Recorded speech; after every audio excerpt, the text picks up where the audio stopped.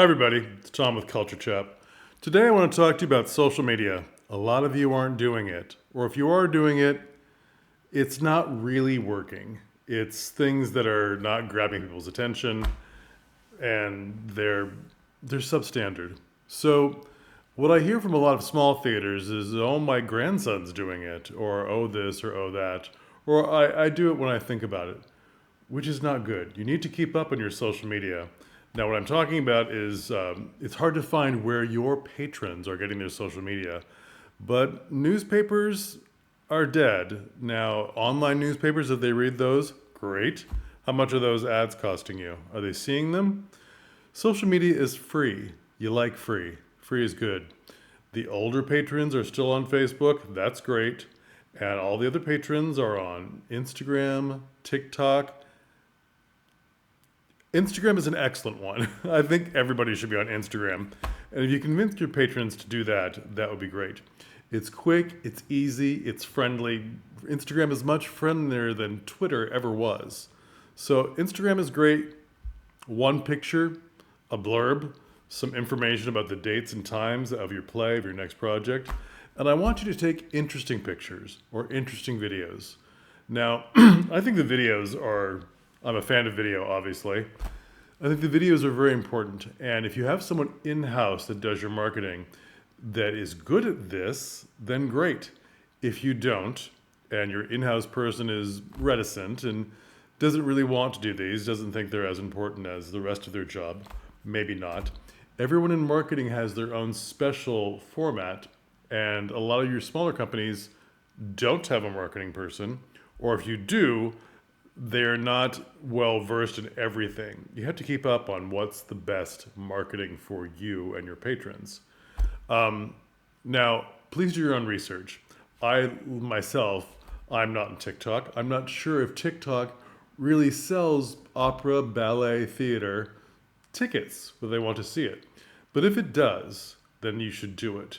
Find someone who knows what they're doing, even if they're not in-house. Now, I keep thinking of I'm a fan of Tony Brunford. He has a YouTube channel called Clan Brunford, and he is an actor. He met his wife, who's an actress. And I'm not sure exactly all they're doing now. He's on multiple platforms. He does radio, he does YouTube, he does other things. And he recently was doing a bit for social media for, I believe, Edinburgh Playhouse in Scotland. Fantastic. He is ideal because he already knows how to do videos. He's an actor himself. He can direct himself. He can direct others. And it will be very quick because he's already doing it. He already knows what sells. He already knows the visuals of what sells. And that would be fantastic. Now, if you don't have it in your budget to hire such a person, talk to them anyway. There may be different things you can get.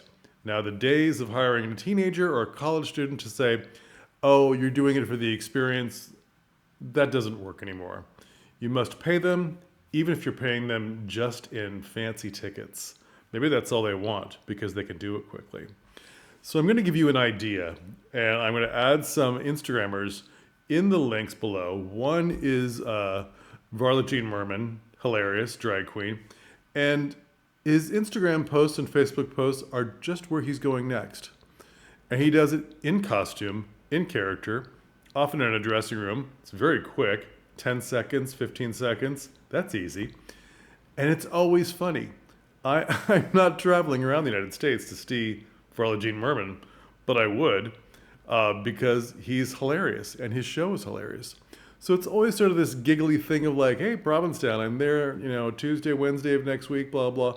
And it's always funny. It's amazing. There's another one I saw last year, I believe. There was a tour of Dracula, the show, the play. And their advertising gimmick was it was just the man playing Dracula on the set with fog behind and so forth, pulling back the curtain and saying, "Dracula is going to take a bite out of Edinburgh," and then it would show the dates beneath and the times. Fantastic. Quick, easy, good for Facebook, good for Instagram, good for your email blasts. Wonderful. And then he would keep on doing city after city. Maybe not the same format, maybe in different spots. Very effective. In costume on the set. That's great. And here's my idea for you, for all of you, because you can all do it and it can be different for everything. The example I'm going to use is something we're all familiar with, I believe, which is The Wizard of Oz. So the idea is the minor characters come out and they say to the camera, in costume, in makeup already, and you can do this with your in-house person or your person you hire out of house, the person that is an expert in social media. You can do this, and you can have that actor or set of actors come early to do this. Because you're hiring someone who knows what they're doing, it won't take long. This is not an hour-long shoot. This is shooting a segment that is at the most 20 seconds. And the idea is, so if it's The Wizard of Oz and it's going on tour, or it's in your town, have that person come up, maybe it's one of the flying monkeys, and say, this show is really about a flying monkey. We're the whole plot. This is just a prequel to the flying monkey story. Or, hey, this show is really about the Munchkins. Please come see the Munchkins. This show is a prequel to the rest, Munchkinland Tales. Anything ridiculous where a character who is a minor character is saying the show is all about them. This will work. Now, if it's a new play, it may not work because they're not as familiar. But the shows that you're programming that are familiar shows, where they already know the story, Twelfth Night, Wizard of Oz, King and I, there are too many to name, Pirates of Penzance. Get those minor characters, those wonderful actors, to come do these little quick spots, one after the other. So maybe you have 6 videos that you put up at different times of this minor character saying it's all about them. It's hilarious. And I guarantee you won't have to write a script. You can just go to those actors who are clever and say, can you be hilarious, please? I need you to do this. I need you to say the show's all about you. This is a good idea. I hope you all do it. Again, not so much for the new shows, or perhaps not for the really upsetting dramas, but something like that will work. Social media is important. Again, it's free. It just is a matter of having a professional look. The more information you get out in a quick manner, a funny manner, a memorable manner, the better pictures, the better. This gets their attention. This makes you look more professional, and people could have forgotten about you. Our world, when we're building a show, is insular, and we think everyone knows what we're doing because we've done on the radio talks with the radio presenter for the commute, or we've done an NPR thing, or we've done all kinds of promotion for it, and you think, well, that's enough. But keep on going. Keep on going. You want the most patrons you can get, and you want them from every angle and from every age group. Every age group. The older people, the younger people, the teenagers, everybody. All right?